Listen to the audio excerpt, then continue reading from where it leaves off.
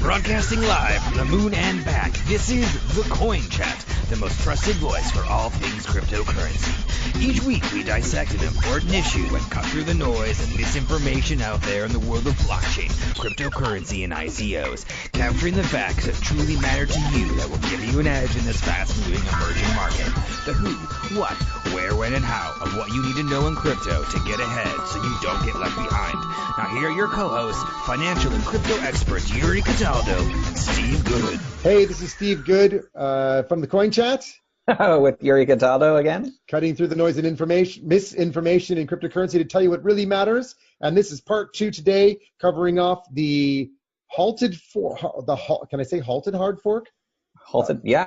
The halted hard fork for Ethereum Constantinople, which has been delayed due to a security flaw that was identified by Chain Security. Thank God they found it when they did. Yes. Probably 24 hours before the hard fork would have really occurred. Yes. It caused a bit of a scare and caused Ethereum to just drop like a rock really fast for about, I think it was 8 or 10%. But so I just want to talk about that with you, Yuri, because this has just been like one of these days of like news. It is, especially yesterday. There's news. So I do have a question. So I know it's being called a re-entrancy vulnerability. What is... Oh, please don't ask me this. Well, I know. Well, I have what it is up on my screen. So let's talk about what a re-entry vulnerability is and why it's important for them to stop. Yeah, I mean, I've read. So first of all, I went off to blog.ethereum.org, and I will post the article down below because it talks about the specific issue with EIP 1283. So I'll also point back to the article, to the episode where we covered this on the 5 EIPs. The EIPs being the Ethereum, what's the I stand for? the upgrades, the 5 upgrades. The upgrades. The EIP stands for. So you guys control me for that because I just forgot all of a sudden. Anyway. 1283 was the one for net metering. So the importance of net metering was that when you're using a smart contract to send money to another smart contract, or you're using smart contracts, there's oftentimes, there's a gas or fee associated with it. And the net metering was basically being put in to make sure, or to govern, that you don't overspend. So it's literally running a meter to make sure that you spend what you're supposed to spend and you don't get overcharged and pay too much. But unfortunately, there was something that was found in this new code which wasn't helpful. The good news is, however, that when Chain Security, when Chain Security did a search of the potential issues that might occur from all of the other smart contracts sitting out within the chain, they did say they weren't particularly concerned because they couldn't find any evidence of any smart contracts that could be vulnerable to it at present. However, the Ethereum organization said, look, you know what, let's be prudent about this. Let's not take a chance, because if there's something that could lead to a security hack, why even introduce it in the first place? So go ahead, Yuri, you can explain to me. So you've just described it. A re-entrancy vulnerability, what it does is it allows attackers to steal the cryptocurrency from a smart contract on another network by repeatedly requesting funds while it feeds it false data. Okay.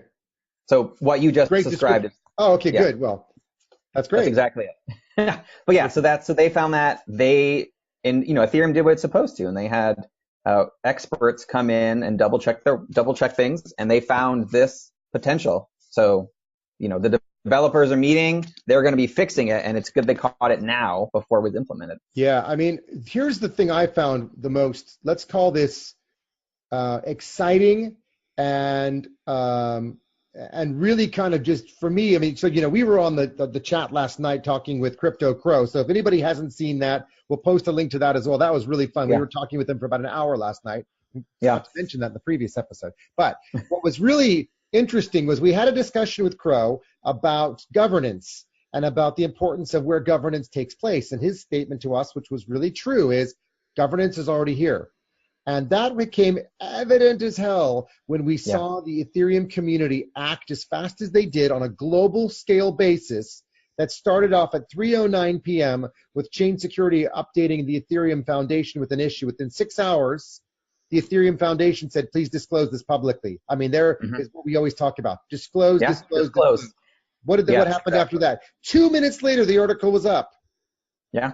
Less than 30 minutes, about 30 minutes later, there were posts going out to the developer community, and within a matter of hours, they were assessing risks, and within a couple of hours from that, there were decisions being taken, and a Zoom call was up and running. So within 4 hours of putting that post out, roughly 4 hours, they were on a Zoom call globally, making a go, no-go decision on whether or not to go ahead with the fork. And an hour later, they'd cancel the fork. I mean, you talk about show me organizations the size of 200,000 people globally working in a particular coin like this, because it's a big community of people, not all developers, but a lot of people that are in the Ether world. And within 24 hours, those were all the things that they did in a nutshell. And I mean, if you want to talk about governance and security, brilliant. Yeah. Brilliant. Yeah. I don't care that it was stopped. I would, as I said on my live chat earlier on Facebook today, or on Twitch and Periscope, I said, I'd rather that the flight didn't go than know that I took off with a plane that has some issues.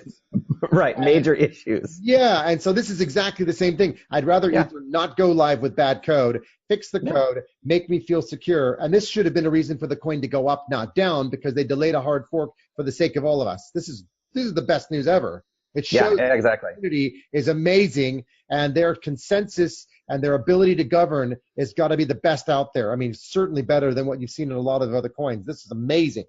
It is. I mean, just, earlier this week we talked about 10x and the problem they're having. I was going to say 10x could take some rules out of some lessons out of the rule book on how to govern. I mean, this is incredible. Yeah, exactly. They've done what they're supposed to do. They admitted their mistakes. They're fixing it right now. They are getting everybody involved in it, and they're going to pause it. It'll come out. Safe. That was the most important thing. They kept us safe. Yeah, they care about ultimately us, who are their customers. They care about that the most. Long term, it's the best thing they could have done, not pushing forward faulty code. So hats off to them. Yeah, absolutely. And if you go back to the concept of what Crypto Crow said about being regulated, there's absolutely no doubt that this is a regulated coin. They are regulating themselves. Yeah, they have to. You can't just it's not Wild West on this one. No. So anyway, needless to say, the hard fork for Constantinople is delayed. They're going to wait for the fix. They haven't given any further updates. I haven't seen anything yet. I mean, there may be something that could come out that we've missed while we're doing this recording. Yeah, it's possible. But we will keep everybody updated as we progress on Ethereum and what's happening and what's next. So for now, there's nothing to worry about. Your wallets are safe. Your coins are safe. Everything is fine. Ethereum has said there's nothing to worry about. And just keep on as normal, and we'll wait for the further updates, and then we'll have our hard fork, and then we'll crack on. Yeah, exactly. Oh, also with that, in this, I read a couple articles about this. Kraken and Coinbase have come out to say that they will support Constantinople. So when that happens, the big exchanges are already coming on board with Binance it. So and Binance too, in addition to a few others. So the big players are already on top of this. Great. Well, this is good. So very cool. And for those people who have still questioned and asked about whether these hard forks of Ether, these other hard forks, are valid or not, the answer is no.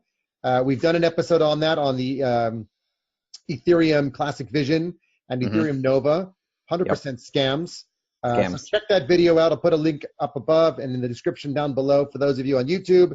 And of course, if you're in Spotify, then or Apple, iTunes, or other, then they're in there in the list of episodes, or you can just come over here and check us out on YouTube. So, cool. So we're all safe. Everything is fine. Don't get involved in any other hard forks other than the Ethereum Constantinople, and everyone just hang on and wait a bit longer. We're almost there. It's all good. Cool. Anything else for you, Yuri? No. This has been great. Thank you. So shout out to Crypto Crow. Thank you very much for having us on your show live last night. That was absolutely awesome. It was a lot of fun. We'll get him over to our show at some point again soon, or to get him to our show anyway. So yeah, cool. Yeah. All right. Well, everybody, thanks very much for checking in with us and watching the double episode we've done today. As always, we always like if you give us a little like and a little love with us, a subscribe, a like, or what have you. And until next time, to the moon, and have a great day, great evening. Thank you for joining us today on the Coin Chat. Join us on Telegram on t.me/thecoinchat, where we discuss a range of topics on cryptocurrency. And visit us on patreon.com/thecoinchat for show notes, outtakes, and previews of additional content. Or follow us on our website, which is www.thecoinchat.net. And remember to like and subscribe to us on your way out. To the moon, until next time.